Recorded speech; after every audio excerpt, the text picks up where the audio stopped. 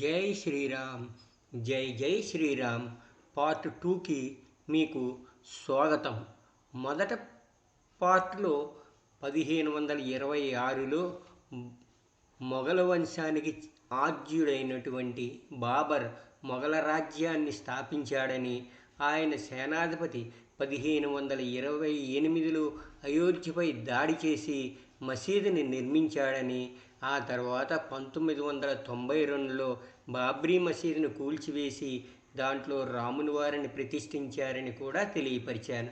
అయితే ఈరోజు మనం మిగతా విషయాల మీద చర్చించుకొని ఇంపార్టెంట్ విషయాలన్నీ మీకు చెబుతాను. ఆ రామాలయ నిర్మాణం జరిగిపోయింది. ఇక రేపు 22వ తారీఖుని ప్రతిష్ఠ జరగబోతోంది. అయితే ఇది చాలా ఆనందకరమైన విషయమే. కానీ దాని వెనుక ఎంతమంది కృషి, పట్టుదల, అలాగే నమ్మకము, ధైర్య సాహసాలు, త్యాగాలు చేసి సాధించుకున్నదే. అలాగే కంటికి కనిపించినటువంటి ఒక అద్భుతమైన శక్తి కూడా ఉంది. అటువంటి విషయాలన్నీ మీకు ఈరోజు తెలియపరుస్తాను. ముందుగా సుమారు 5 దశాబ్దాల పోరాటాల అనంతరం నేడు అయోధ్యలో భవ్యమైన రామమందిరం ప్రతిష్టకు దారి తీసేందుకు ఒక విధంగా ఆద్యుడు, నిజాయితీ గల ఐసిఎస్ అధికారి కేకే నాయర్ అని చెప్పవచ్చు. నాడు 73 ఏళ్ల క్రితం ఎంతో బలమైన ప్రధానిగా పేరు పొందిన జవహర్లాల్ నెహ్రూ ఆదేశాలను సైతం ధిక్కరించి నిర్భయంగా, నిజాయితీతో తన విధులను నిర్వర్తించిన కారణంగానే నేడు అక్కడ ఈ చారిత్రాత్మక మందిరం ఉనికిలోనికి రాగలుగుతుందని చెప్పవచ్చు. సుప్రీంకోర్టు ఆ ప్రాంగణం రామమందిరందే అని స్పష్టమైన తీర్పు ఇచ్చేందుకు తదుపరి రామమందిర నిర్మాణం చేపట్టడం అంతటికీ అప్పుడెప్పుడో ఆయన ఇచ్చిన ఆదేశాలే మూలాధారం. ఇప్పటి వరకు ఆయన ఇచ్చిన ఆదేశాలను ఏ న్యాయస్థానం కానీ, ఏ ప్రభుత్వం కానీ కొట్టి పారేయలేకపోవడం గమనార్హం. కేకే నాయర్ అని పిలువబడే కదంగళం కరుణాకరన్ నాయర్ 1907లో సెప్టెంబర్ 7న కేరళలోని అలప్పుజాలోని గుటన్కడు అనే చిన్న గ్రామంలో జన్మించారు. భారతదేశానికి స్వాతంత్రం రాకముందు ఇంగ్లాండ్ వెళ్ళి 21 సంవత్సరాల వయసులో బారిస్టర్ అయ్యి స్వదేశానికి తిరిగి వచ్చే ముందు ఐసిఎస్ పరీక్షలో విజయం సాధించారు. కేరళలో కొంతకాలము పనిచేసిన ఆయన నిజాయితీకి పేరుగాంచారు. ధైర్య సాహసాలు ప్రదర్శించి ప్రజల సేవకునిగా పేరు తెచ్చుకున్నారు. 1945లో ఉత్తరప్రదేశ్ రాష్ట్రంలో సివిల్ సర్వెంట్గా చేరారు. అతను వివిధ పదవులలో పనిచేశారు. జూన్ 1, 1949న ఫైజాబాద్ డిప్యూటీ కమిషనర్, జిల్లా మెజిస్ట్రేట్గా నియమితులయ్యారు. బాలరాముని విగ్రహం అయోధ్య మందిరంలో హఠాత్తుగా కనిపించిందని ఫిర్యాదు రావడంతో విచారణ జరిపి నివేదిక సమర్పించాలని అప్పటి ప్రధాని నెహ్రూ ఉత్తరప్రదేశ్ రాష్ట్ర ప్రభుత్వాన్ని ఆదేశించారు. అప్పటి రాష్ట్ర ముఖ్యమంత్రి గోవింద్ వల్లభ్ పంత్ అక్కడికి వెళ్ళి విచారణ చేయవలసిందిగా కేకే నాయర్ను కోరగా, నాయర్ తన సబార్డినేట్ గురుదత్ సింగ్ని దర్యాప్తు చేసి నివేదిక ఇమ్మని కోరాడు. సింగ్ అక్కడికి వెళ్ళి సమగ్ర నివేదికను కేకే నాయర్కు అందించారు. హిందువులు అయోధ్యను రామ్లల్లా జన్మస్థలంగా ఆరాధిస్తున్నారని, అది ఒక మసీదుగా ఉందని, అక్కడ ముస్లింలు సమస్యలు సృష్టిస్తున్నారని స్పష్టమైన నివేదిక ఇచ్చారు. పైగా అది హిందూ దేవాలయమని ఆయన నివేదిక స్పష్టం చేసింది. అంతేకాక అక్కడ పెద్ద దేవాలయం నిర్మించాలని కూడా ఆయన సూచించారు. దానికోసం ప్రభుత్వం భూమి కేటాయించాలని, గొడవలు జరగకుండా ముస్లింలు ఆ ప్రాంతానికి వెళ్లకుండా నిషేధించాలని ఆయన నివేదికలో పేర్కొన్నారు. ఆ నివేదిక ఆధారంగా ఆలయానికి 500 మీటర్ల పరిధిలో ముస్లింలు వెళ్లరాదని నిషేధిస్తూ నాయర్ ఉత్తర్వులు జారీ చేశారు. ఈ నిషేధాన్ని ఇప్పటి వరకు ఏ ప్రభుత్వము కానీ, కోర్టు కానీ ఎత్తివేయలేకపోవడం గమనార్హం. ఇది విని నెహ్రూకు చిరాకు పడి కోపం తెచ్చుకుని ఆ ప్రాంతం నుండి హిందువులను తక్షణమే ఖాళీ చేయించి రామ్ లల్లాను తొలగించాలని రాష్ట్ర ప్రభుత్వాన్ని ఆదేశించాలని కోరారు.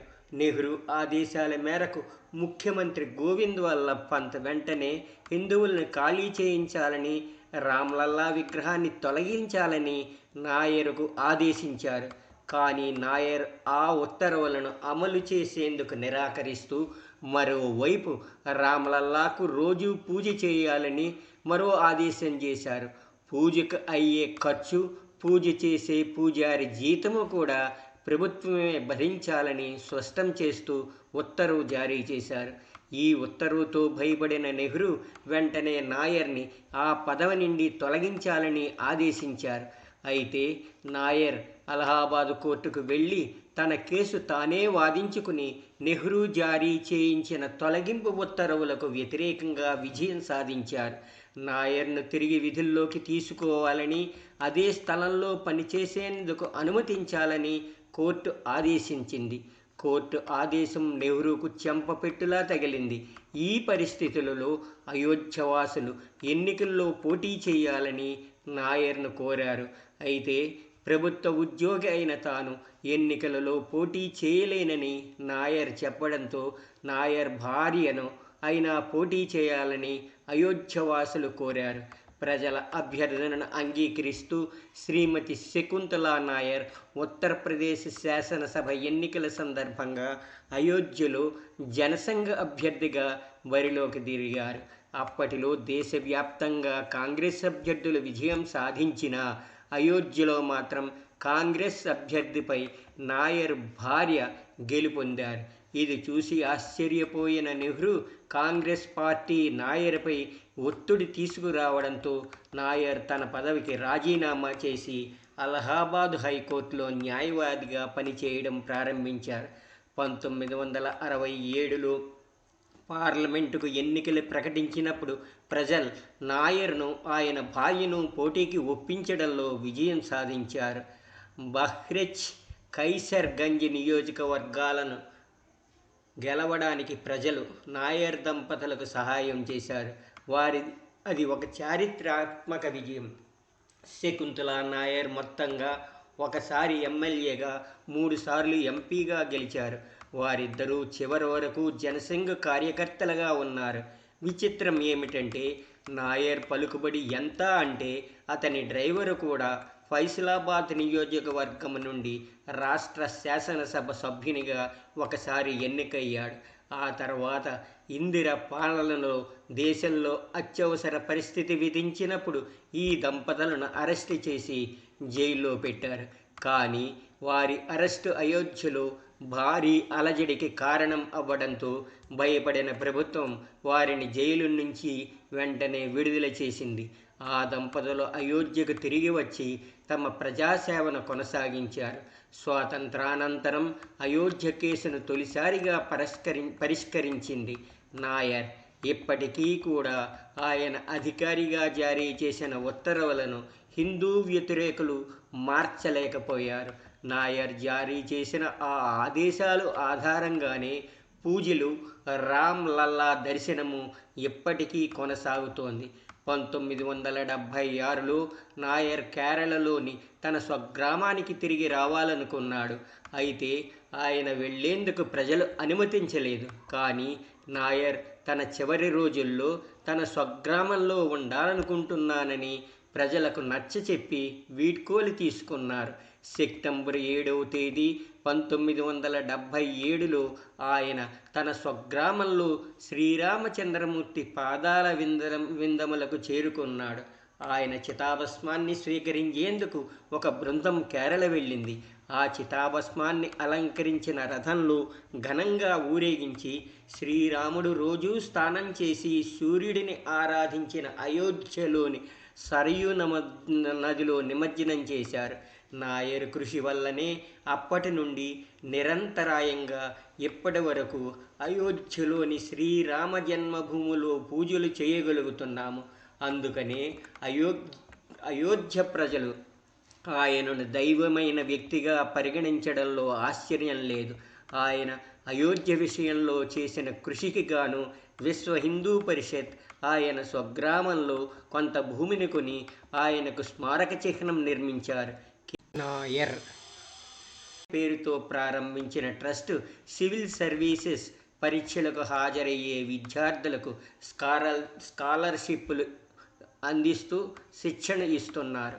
ఇటువంటి ప్రముఖులను మనం జీవితంలో మరిచిపోకూడదు. ఇంతవరకు మొదట ఒక ముఖ్యమైన పాయింట్ని మీకు చెప్పడం జరిగింది. ఇప్పుడు రెండో పాయింట్, ఇది కంటికి కనిపించని మహా అద్భుతమైన శక్తి అని చెప్పవచ్చు. ఎంచేతనంటే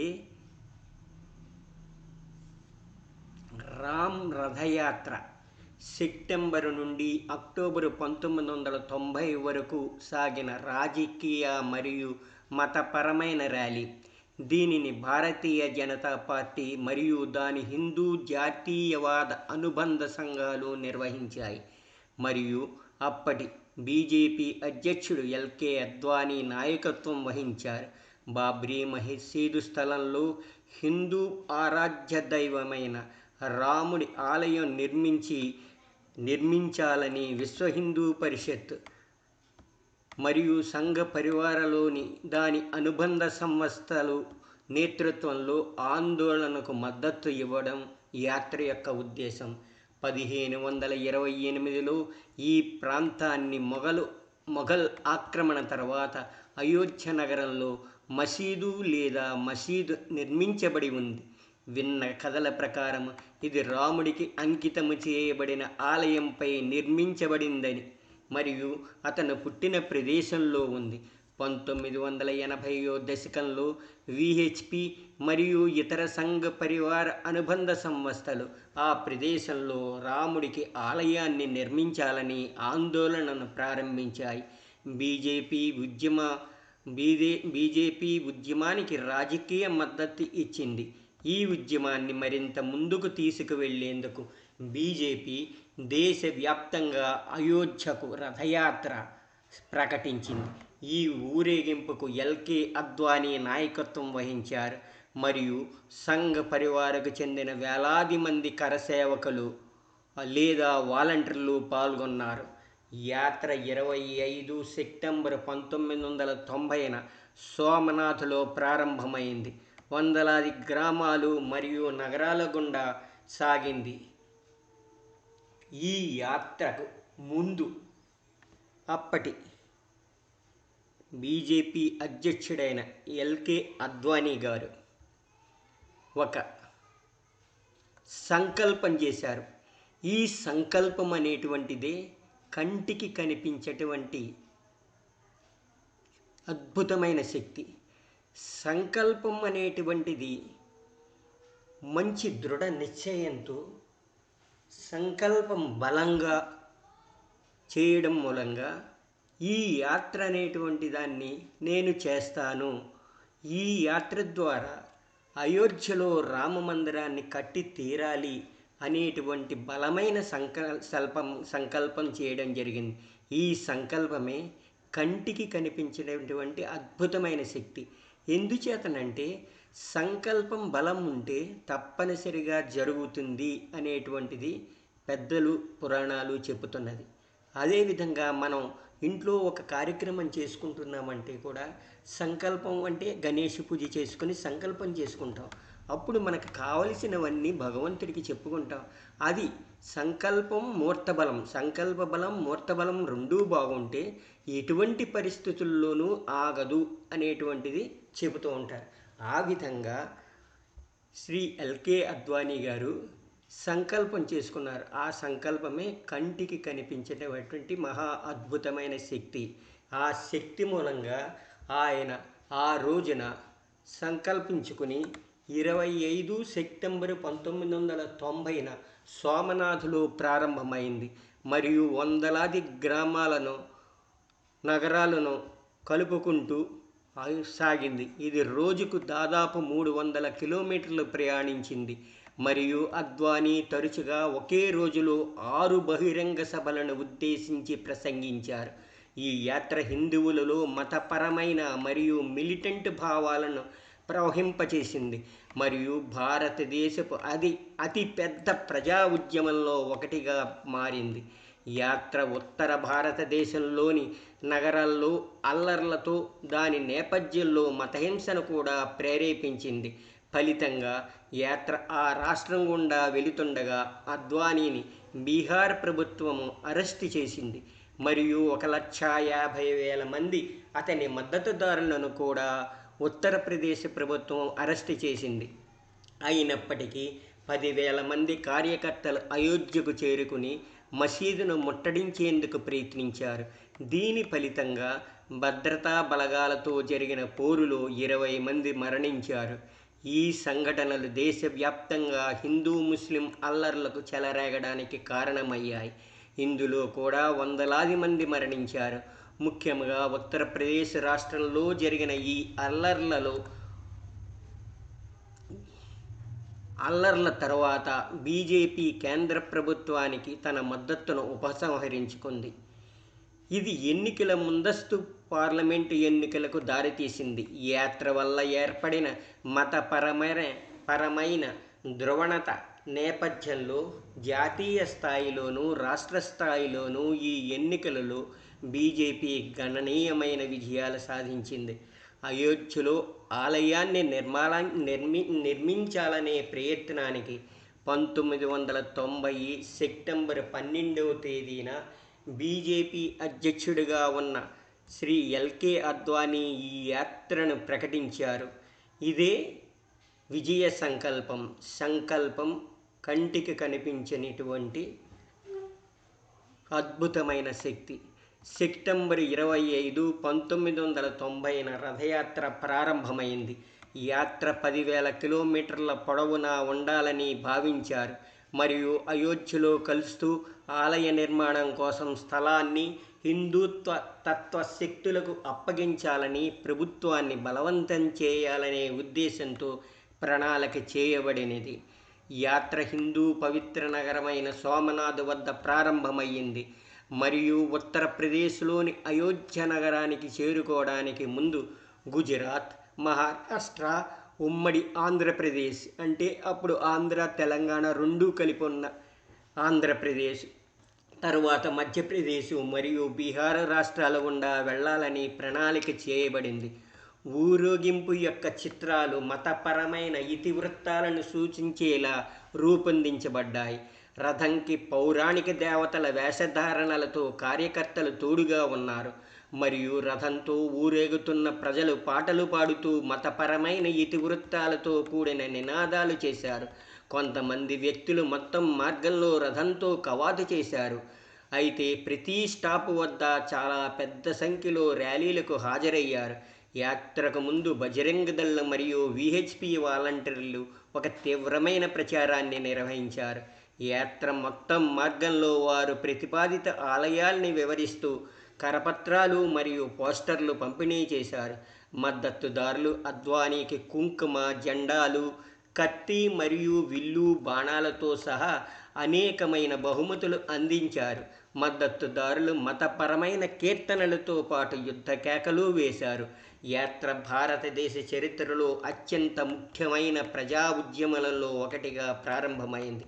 అద్వానీ రోజుకు సగటున 300 కిలోమీటర్లు అంటే 190 మైళ్ళు ప్రయాణించారు మరియు ఆయన సాధారణంగా ఒక్కరోజులోనే 6 ర్యాలీలలో ప్రసంగించారు. గుజరాత్లోని దాదాపు 600 గ్రామాల గుండా రథం సాగింది మరియు 50 ర్యాలీలు జరిగాయి. జత్పూర్ గ్రామంలో హిందూ జాతీయవాది కార్యకర్తలు తమ విశ్వాసానికి చిహ్నంగా అద్వానీకి తమ రక్తంతో నిండిన పాత్రను దానం చేశారు. గుజరాత్ తరువాత కార్వాన్ మహారాష్ట్రకు వెళ్ళింది. అక్కడ తీవ్రమైన హిందూ జాతీయవాద పార్టీ అయిన శివసేన మద్దతు కారణంగా కార్యకర్తల ఉత్సాహం మరింత బలంగా తయారైంది. ఈ యాత్ర తరువాత తెలంగాణ, అప్పుడు ఆంధ్రప్రదేశ్ మీదుగా తర్వాత మధ్యప్రదేశ్ మరియు రాజస్థాన్లో సాగింది. యాత్ర జాతీయ వార్తా కవరేజీని పొందడం ప్రారంభించింది. అనుచరులు రూపొందించిన నినాదాలలో ఒక జాతీయ వార్తాపత్రికలో సంపాదకీయం ఇలా పేర్కొంది: గర్వ సే కహూ హమ్ హిందూ హే, మేము హిందువులమని గర్వంగా చెప్పండి అని అర్థం. యాత్రలో అద్వానీ చేసిన ప్రసంగాలు హిందూ జాతీయవాద ఇతివృత్తాంతాలను ప్రస్తావించాయి. అతను అయోధ్య వివాదాన్ని రాముడు మరియు మొఘల చక్రవర్తి బాబర్ మధ్య జరిగిన పోరాటంగా చిత్రీకరించారు మరియు బాబ్రీ మసీదు స్థలంలో దేవాలయం నిర్మించబడే వరకు ఏ హిందువు శాంతితో జీవించలేడని పేర్కొన్నాడు. అద్వానీకి విల్లులు, బాణాలు, త్రిశూలాలు, గద్దలు, బాకులు, కత్తులు బహుకరించడంతో పాటు ఇటుకలను జై శ్రీరామ్ అని పేరుతో కూడిన ఇటుకలను కూడా బహుకరించారు. ర్యాలీ అంతటా మిలిటెంట్ సెంటిమెంట్లు కనిపించాయి. బీజేపీ నాయకుడు ప్రమోద్ మహాజన్ మాకు అందజేసిన అన్ని ఆయుధాలను ఉపయోగిస్తే ఒక్క రోజులో రామజన్మభూమిని విముక్తి చేయగలమని పేర్కొన్నాడు. శివసేన నాయకుడు బాల్ ఠాకరే అపవిత్రతను తుడిచిపెడతానని బెదిరించాడు. అద్వానీ అరెస్ట్ యాత్ర దాని నేపథ్యంలో పెరుగుతున్న అశాంతికి కారణమయ్యింది. ఫలితంగా ప్రభుత్వం దానిపై చర్య తీసుకోవలసి వచ్చింది. అద్వానీ ఢిల్లీలో యాత్రను చాలా రోజుల పాటు నిలిపివేశారు. కేంద్ర ప్రభుత్వం అతన్ని అరెస్ట్ చేయాలని ధైర్యం చేసింది, కానీ అది చేయలేకపోయింది.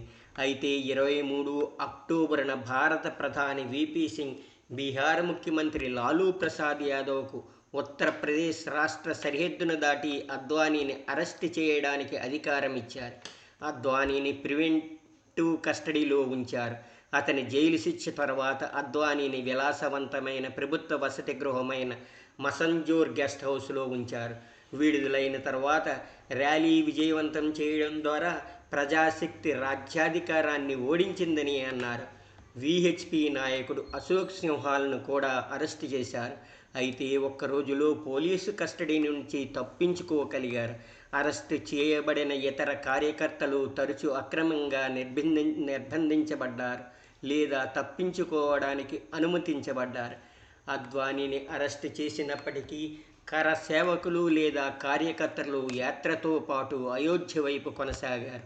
ఉత్తరప్రదేశ్లో ముఖ్యమంత్రి ములాయం సింగ్ యాదవ్ అయోధ్యకు వెళ్లే కార్యకర్తలందరినీ అరెస్టు చేయాలని ఆదేశించారు మరియు 1,50,000 మంది వ్యక్తులను జైల్లో పెట్టారు. అయితే పెద్ద సంఖ్యలో కార్యకర్తలు అయోధ్యకు చేరుకోవడంలో విజయం సాధించారు. పట్టణంలో 20,000 మంది భద్రతా సిబ్బందిని కూడా ఉంచారు.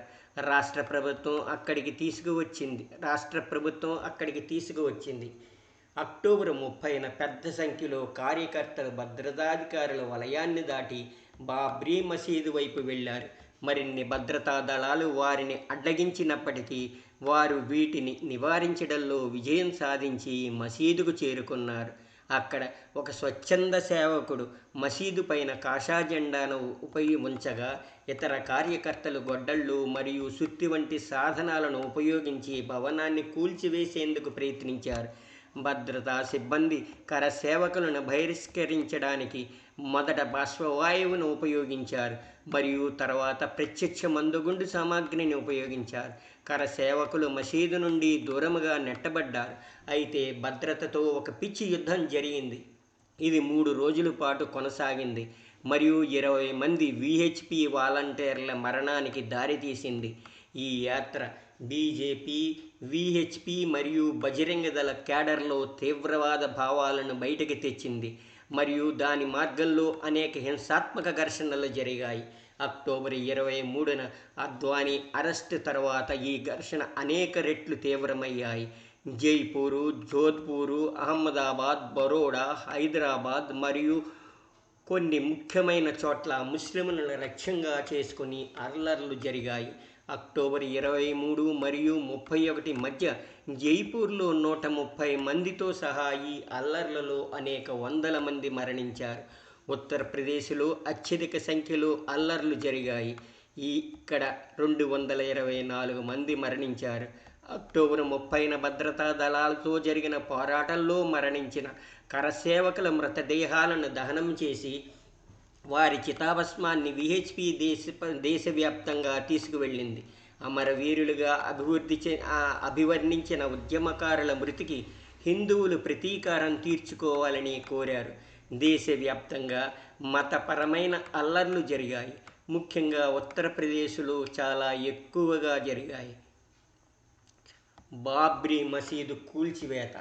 ఆ స్థలంలో ఆలయాన్ని నిర్మించాలనే తమ ప్రచారాన్ని ముందుకు తీసుకువెళుతూ బీజేపీ మరియు వాటి అనుబంధ సంస్థలు 6 డిసెంబరు 1922న 1,50,000 విహెచ్పి మరియు బీజేపీ వాలంటీర్లతో మసీదు వెలుపల ఒక ర్యాలీని నిర్వహించారు.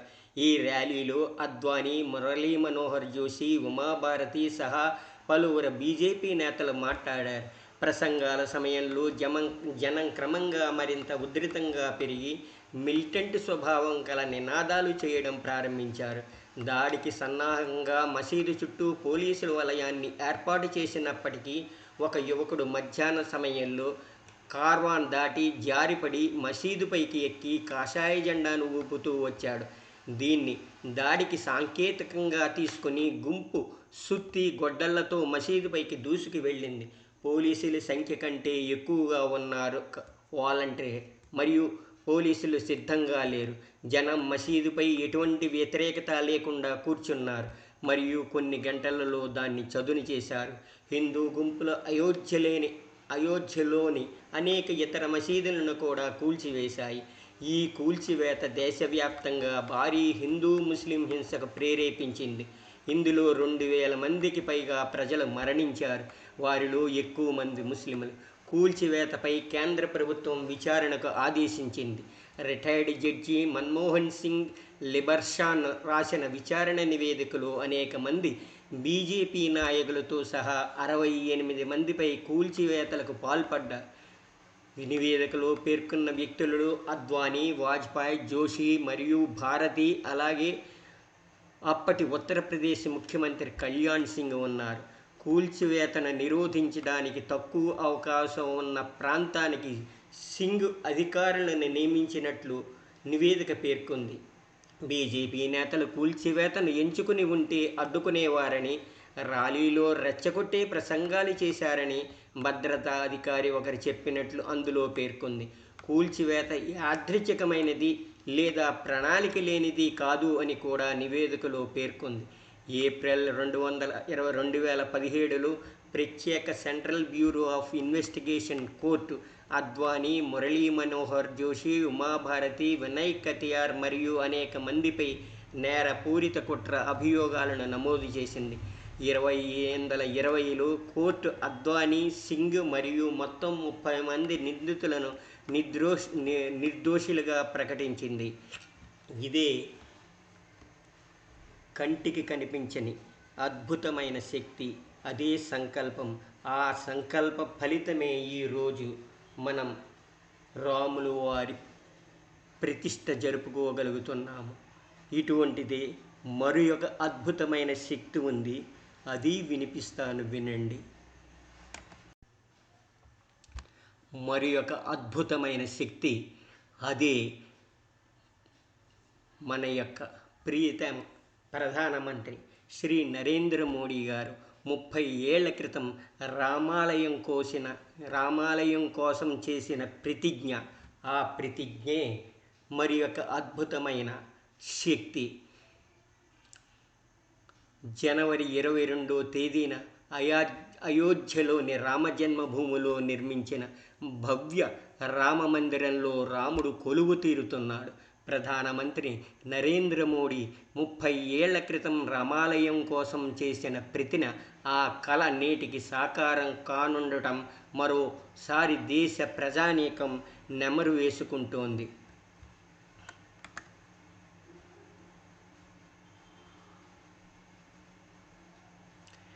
నరేంద్ర మోడీ గారు 1992 జనవరి 14న రామ ప్రతిన చేశారు.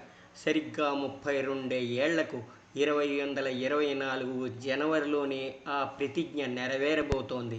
రాముడి జన్మస్థలంలోని రామాలయాన్ని 500 ఏళ్ల క్రితం బాబరు హయాంలో జనరల్ మీర్ బఖీ కూల్చివేసి ఆ ప్రాంతంలో బాబ్రీ మసీదును నిర్మించాడు. రాముడి జన్మస్థలంలో తిరిగి రామాలయం నిర్మించే ఆకాంక్ష స్వాతంత్రం సిద్ధించక ముందు నుంచే ప్రజలలో బలంగా ఉంది. బీజేపీ, ఆర్ఎస్ఎస్ అనుబంధ సంస్థలు ఈ కలను సాకారం చేసే దిశగా ముందడుగు వేశారు. మెల్లమెల్లగా తమ లక్ష్యం వైపు పయనం సాగించారు. 1990లో రామాలయ ఉద్యమాన్ని తీవ్రం చేశారు. బీజేపీ అగ్రనేత ఎల్కే అద్వానీ సారథ్యంలో సోమనాథ్ నుంచి చేపట్టిన రథయాత్రకు ప్రధాన సమన్వయకర్తగా, కోఆర్డినేటర్గా మోడీ వ్యవహరించారు. అనంతరం రామభక్తులను ఏకతాటిపైకి తెచ్చేందుకు 1991 డిసెంబర్ 11ను కన్యాకుమారి నుంచి అయోధ్య వరకు బీజేపీ ఐక్యయాత్ర చేపట్టింది. 1992 జనవరి నాటికి ఈ ఐక్యతా యాత్ర అయోధ్యకు చేరుకుంది. బీజేపీ సీనియర్ నేతలు మురళీ మనోహర్ జోషి, సంఘ్ మాజీ ప్రచారకర్త, గుజరాత్ బీజేపీ ప్రధాన కార్యదర్శిగా ఉన్నటువంటి నరేంద్ర మోడీ కూడా యాత్రలో పాల్గొని అయోధ్యలో ఒక టెంటులో ఉన్న రామ్లల్లాను దర్శించుకున్నారు. ఆ రోజే 1992 జనవరి 14న రామ ప్రతిజ్ఞ చేశారు. అయోధ్యలో భవ్య రామాలయం నిర్మించి అందులో రామ్లల్లా ప్రతిష్ఠ చేయించేలా చేస్తామని మోడీ ప్రతిజ్ఞ పొందినట్లు ఆయన సన్నిహితులు నేటికీ చెబుతారు. ఆ ప్రతిజ్ఞ ప్రకారమే ఎంతో దీక్షగా కష్టపడి నెరవేరే వరకు, దాన్ని సఫలీకృతం చేసే వరకు కృషి చేసి ఆ అద్భుతాన్ని సృష్టించారు మన ప్రధాని శ్రీ నరేంద్ర మోడీ గారు. ఇది మరి ఒక అద్భుతమైన కంటికి కనిపించనటువంటి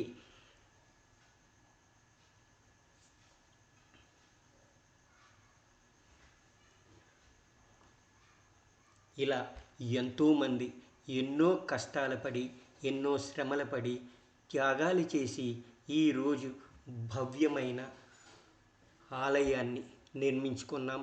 అందులో రామ్లల్లా ప్రతిష్ఠ చేసేలా చూసుకుంటున్నాం. 22న మొత్తం దగ్గర పడుతోంది. మరిన్ని వివరాలు మీకు రేపటి 3వ పార్ట్లో చెప్తాను. జై శ్రీరామ్, జై జై శ్రీరామ్. మర్చిపోకండి దీనిని. తప్పనిసరిగా ఈ ఛానల్ని మీరు చూస్తూ మీ యొక్క ఫ్రెండ్స్కి, బంధువులకి చెప్పి దాన్ని సబ్స్క్రైబ్ చేసుకుంటూ బెల్ ఐకాన్ కూడా ప్రెస్ చేసి మీకు ప్రతినిత్యము నోటిఫికేషన్ వచ్చేలా, దాని ద్వారా ఏ విధమైనవి మిస్ అవ్వకుండా ఉండేట్లాగా చూసుకోండి. అలాగే రేపు మరి ఒక 3వ పార్ట్ని కూడా చూడండి. దాంట్లో కూడా దీనికన్నా మించినటువంటి సన్నివేశాలు ఉన్నాయి. అది చూద్దురు కానీ. జై శ్రీరామ్.